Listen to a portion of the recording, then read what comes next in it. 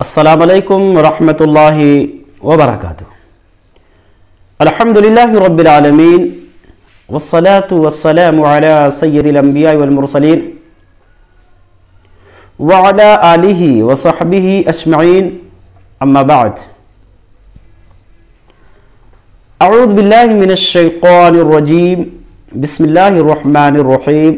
یا ایہا المدثر قم فانذر وربک فکبر رب اشرح لی صدری ویسر لی امری واحلل عقدۃ من لسانی یفقہوا قولی ربی زدنی علما سبحانک لا علم لنا الا ما علمتنا انک انت العلیم الحکیم۔ تمام قسم کی تعریفات اللہ عز و جل کے لیے لائق اور سزاوار ہے، جو اس کائنات اور کائنات کل کا مربی و پالنہار ہے۔ بعدہ لاکھاں کروڑاں درود و سلام ہو اللہ کے تمام نبی و رسول پر، خصوصیت کے ساتھ اللہ کے آخری نبی مدنی کریم جناب محمد رسول اللہ صلی اللہ علیہ وسلم پر۔ معزز ناظرین، ایک نئے اور اہم موضوع کے ساتھ میں آپ کی خدمت میں حاضر ہوا ہوں، اور وہ موضوع ہے آپ صلی اللہ علیہ وسلم کے دعوت کے مختلف انداز، مختلف طریقے۔ آپ جانتے ہیں کہ دوسری وحی کے نازل ہونے کے بعد اللہ کے نبی جناب محمد رسول اللہ صلی اللہ علیہ وسلم دعوتی میدان میں سرگرم ہوئے۔ جب اللہ تبارک و تعالی نے آپ کو آپ کے مشن سے واقف کرایا، سورۃ المدثر نازل کر کے آپ کو بتایا کہ پیغمبر آپ کا مشن دعوت و تبلیغ ہے، آپ کا مشن ہے لوگوں کو بھلائی کی دعوت دینا، برائی سے روکنا، آپ کا مشن ہے لوگوں کو سنبھالنا، آپ کا مشن ہے جرائم کو ختم کرنا۔ اس کے بعد آپ صلی اللہ علیہ وسلم پوری طاقت کے ساتھ دعوتی میدان میں سرگرم ہوئے، اور آپ کے دعوتی مرحلوں کو، دعوتی انداز کو 3 حصوں میں تقسیم کیا جا سکتا ہے۔ بالخصوص مکی زندگی کی دعوت کو سب سے پہلے آپ صلی اللہ علیہ وسلم نے لوگوں کو خفیہ طور پر دعوت دیا، سری طور پر لوگوں کو اللہ کے دین کی طرف بلایا۔ چونکہ اللہ تبارک و تعالیٰ نے آپ کو حکم دیا کہ اے پیغمبر، آپ اپنی دعوت کا اعلان نہیں کر سکتے ہیں، بلکہ لوگوں کو چپکے دین کی طرف بلائیں۔ آپ صلی اللہ علیہ وسلم نے اس مرحلے میں اس بات کا بھرپور خیال رکھا کہ صرف انہی لوگوں کو دعوت دیں جو آپ کے قریبی تھے، جو آپ کے متعلقین میں سے تھے، جو آپ کے دوست اور احباب میں سے تھے۔ چنانچہ آپ صلی اللہ علیہ وسلم نے انفرادی طور پر لوگوں کو اللہ کے دین کی طرف بلایا۔ آپ کی کوشش، آپ کی محنت سے اللہ تبارک و تعالیٰ نے چند احباب کو دین اسلام کی توفیق دیا۔ مردوں میں سب سے پہلے حضرت ابو بکر صدیق رضی اللہ تعالیٰ عنہ نے اسلام قبول کیا۔ عورتوں میں ام المومنین حضرت خدیجہ رضی اللہ تعالیٰ عنہ، بچوں میں علی بن ابی طالب رضی اللہ تعالیٰ عنہ، اور غلاموں میں حضرت زید بن حارثہ رضی اللہ تعالیٰ عنہ۔ اس سری مرحلے کے بعد ایک دوسرا مرحلہ، جہری مرحلہ شروع ہوتا ہے۔ اس مرحلے میں آپ صلی اللہ علیہ وسلم نے علی الاعلان دعوت کا کام انجام دیا۔ سری مرحلے کی مدت 3 سال، یعنی نبوت کے پہلے سال سے لے کر کے تیسرے سال کے آخر تک، اور جہری مرحلے کی مدت نبوت کے 4تھے سال سے لے کر کے نبوت کے 10ویں سال کے آخر تک۔ اب تیسرا مرحلہ، آپ کے دعوت کا تیسرا انداز، نبوت کے 11ویں سال سے لے کر کے 13ویں سال تک آپ صلی اللہ علیہ وسلم दावत दीन को लेकर के मक्के से बाहर निकलने लगे। वो दावत, तबलीग, दीन की बातें जो मक्के के हुदूद तक थी, वो मक्के से बाहर निकलने लगी। ये तीसरा मरहला। हजरात, ये आप सल्लल्लाहु अलैहि वसल्लम के जो दावती अंदाज है, ये हमें और आपको मैसेज देता है, हमें और आपको ये पैगाम देता है कि दुनिया के लोगों, दावत व तबलीग में हिकमत अमली की बहुत ही ज्यादा जरूरत है। दावत व तबलीग में तदरीज की जरूरत है। आहिस्ता आहिस्ता दावत व तबलीग का काम आगे बढ़ाना चाहिए, मरहलावार, सिलसिलावार आगे बढ़ाना चाहिए। जिस माहौल में जी रहे हैं उस माहौल को समझते हुए बड़ी दूर अंदेशी से फैसला करना चाहिए कि हमें दावती काम कैसे करना है, दावती जो है मिशन को आगे कैसे बढ़ाना है, इस दावती मैदान में हमें क्या क्या हिकमत अमली अपनानी है।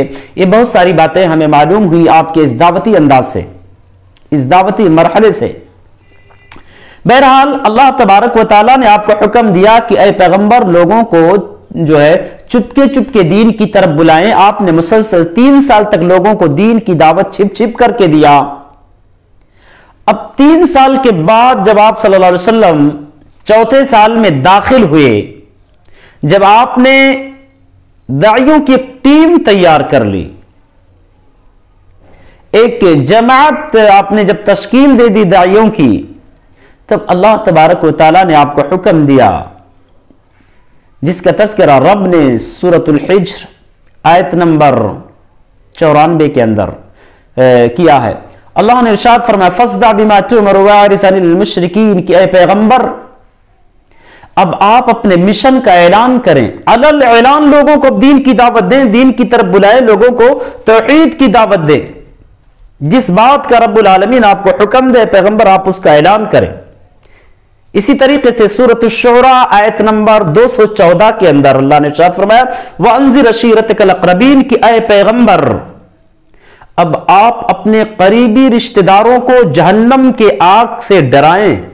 इन दोनों आयतों को नाजिल होने के बाद अल्लाह के नबी जनाब मुहम्मद रसूलुल्लाह सल्लल्लाहु अलैहि वसल्लम खुल करके मक्का वालों के सामने आए, उन्हें खुल करके अपना मिशन बताया। सबसे पहले अपने खानदान के हर कबीले के लोगों को मुखातब किया, ऐ बनु हाशिम, बनु अब्द मनाफ, बनु अब्दुल मुत्तलिब, अपने आप को अल्लाह की पकड़ से बचा लो, जहन्नम की आग से बचा लो, मैं तुम्हारे कुछ भी काम नहीं आ सकता। यहां तक कि अपनी सगी बेटी को भी आप सल्लल्लाहु अलैहि वसल्लम ने पैगाम दिया कि या फातिमा अनक़िदी नफ्सकी मिनन नार फ़इन्नी ला उग़नी अन्की मिनल्लाहि शैय्या। फातिमा, तुम भी अपने आप को अल्लाह की पकड़ से बचा लो। यह ना समझो कि तुम्हारा बाप नबी है, तुम्हें अल्लाह के अजाब से बचा लेगा, बल्कि अगर अल्लाह के अजाब से बचना चाहती हो तो तुम्हें दुनिया में नेक काम करना होगा। उस नेक काम के जरिए से अपने आप को अल्लाह के अजाब से बचा लो।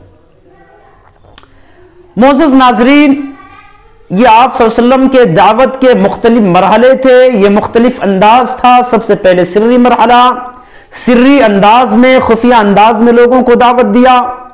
उसके बाद अल्लाह रब्बुल आलमीन ने जब आपको हुक्म दिया तो अलल ऐलान लोगों को दीन की दावत दिया।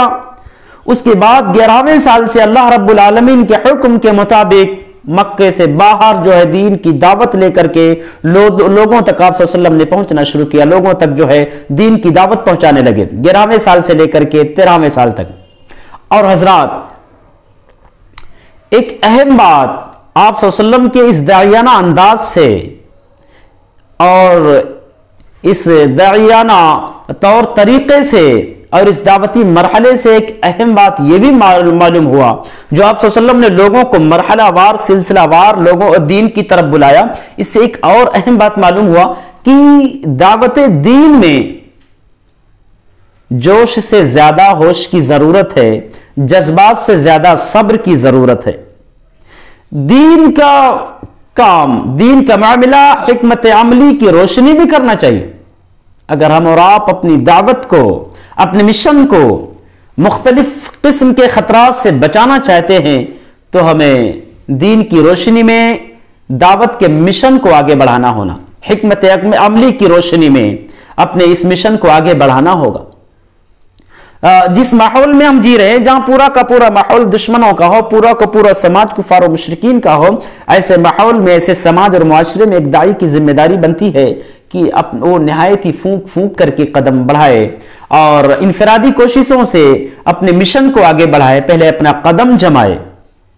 इसी तरीके से एक और अहम बात मालूम हुआ कि कभी कभार दावती मरहले की कामयाबी को ऐलान करने से इज्तिनाब करना चाहिए, तशहीर नहीं करनी चाहिए।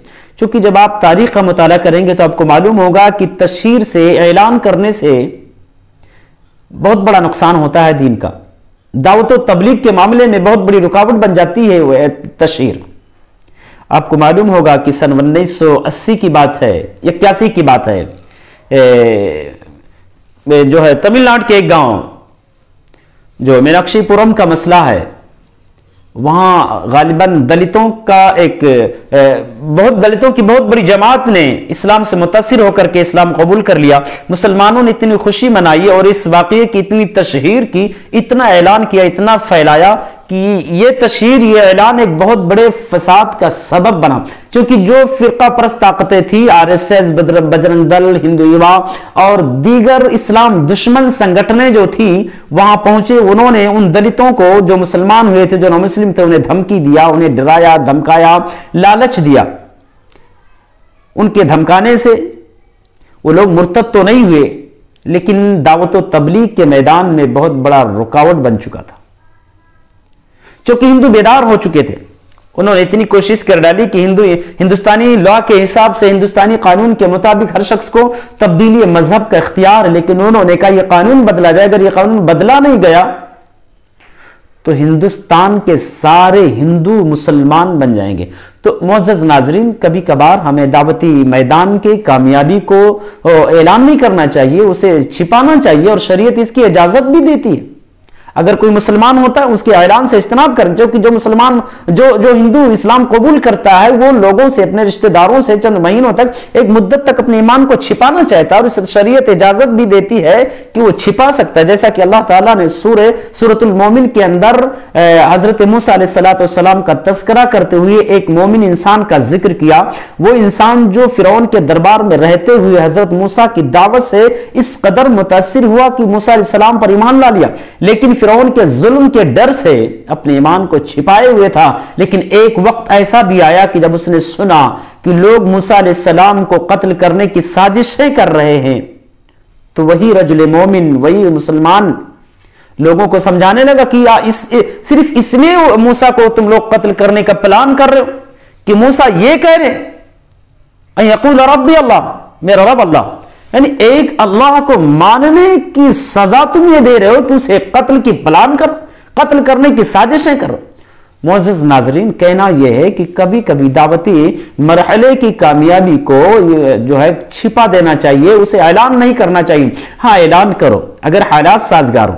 जिस माहौल में हम रह रहे हों वहां के हालात को हमें पढ़ने और समझने की जरूरत है। अगर वहां के हालात इजाजत देते हैं ऐलान करने की, तशहीर करने की, तो ऐलान करो, बिल्कुल करो। लेकिन अगर हालात बेहतर नहीं है, साजगार नहीं है, तो ऐसे मामलात को, ऐसे वाकयात को छिपा देना चाहिए, उसे दबा देना चाहिए, ना कि ऐलान करना चाहिए। बहरहाल हम अल्लाह ताला से दुआ करते हैं कि परवरदिगारा हम मुसलमानों को प्यारे नबी जनाब मोहम्मद रसूलुल्लाह सल्लल्लाहु अलैहि वसल्लम के दावती अंदाज को अपनाने की तौफीक इनायत फरमाए, और बिलखुसूस जो आपके दावती अंदाज, यानी मरहला वार आप सल्लल्लाहु अलैहि वसल्लम ने जो दावत का अंदाज इख्तियार किया, इसी तरीके से हम तमाम दाइयों को मरहला वार दावती तरीके को, दावती अंदाज को अपनाने की तौफीक इनायत फरमाए। आमीन। अस्सलामु अलैकुम व रहमतुल्लाहि व बरकातुहू।